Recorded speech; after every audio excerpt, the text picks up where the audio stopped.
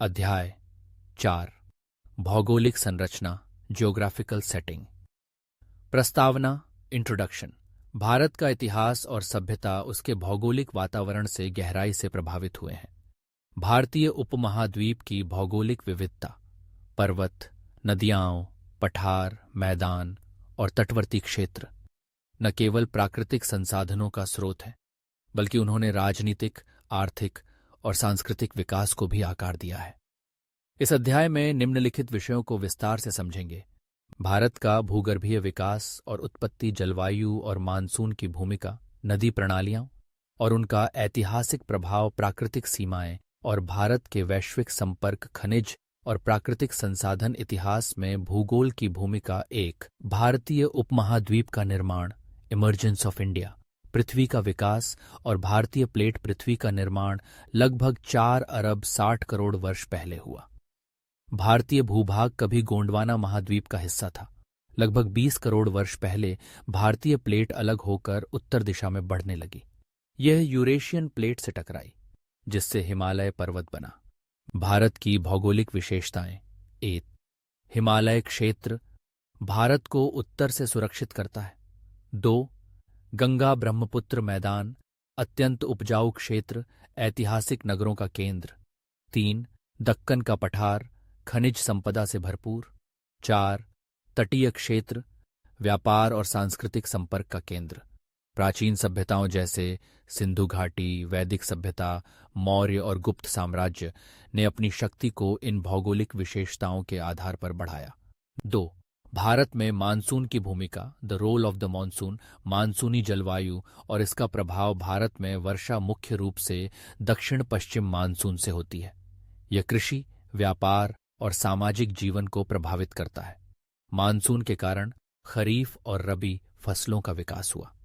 प्राचीन व्यापार मार्गों का विकास मानसूनी हवाओं पर निर्भर था। बड़े साम्राज्य नदियों और वर्षा वाले क्षेत्रों में बने। उदाहरण के लिए मौर्य साम्राज्य का विस्तार गंगा के मैदानों तक हुआ, क्योंकि यहां मानसूनी वर्षा से कृषि उन्नत थी।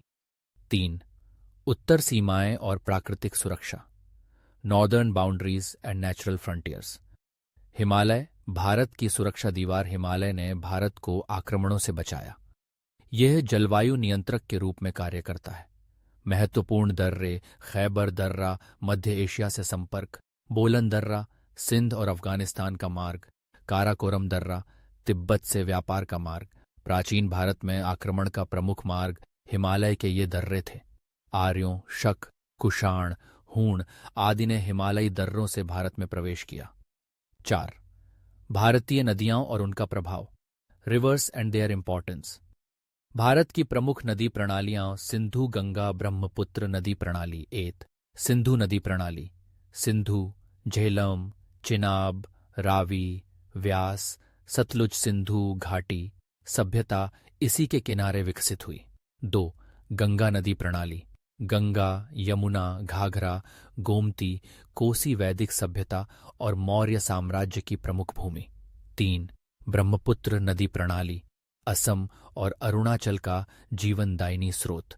नदियां ही भारत की प्राचीन सभ्यताओं का आधार बनी।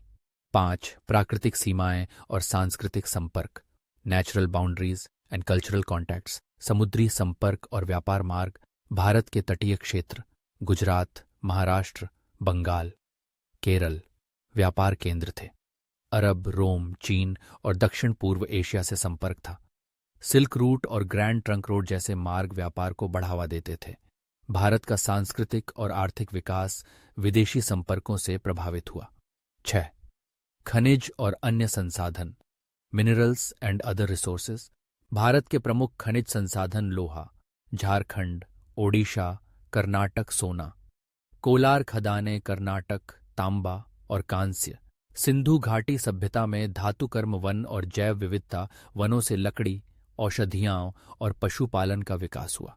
कृषि संसाधन गेहूं, चावल, कपास, गन्ना जैसी फसलें महत्वपूर्ण रहीं। 7. ऐतिहासिक कालक्रम, क्रोनोलॉजी, प्रागैतिहासिक काल, हिमालय का निर्माण, नदियों की उत्पत्ति, सिंधु घाटी सभ्यता, सिंधु नदी के किनारे नगर निर्माण। वैदिक काल, गंगा यमुना क्षेत्र में आर्य संस्कृति, महाजनपद काल, शक्तिशाली राज्यों का उदय। मौर्य काल, पूरे भारत में साम्राज्य विस्तार। गुप्त काल, सांस्कृतिक और व्यापारिक उन्नति। निष्कर्ष, कंक्लूजन, भारत का भूगोल उसके इतिहास को प्रभावित करता आया है।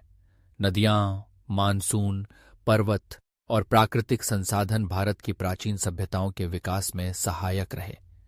भारत की भौगोलिक स्थिति ने इसे अंतर्राष्ट्रीय व्यापार और सांस्कृतिक संपर्कों का केंद्र बनाया।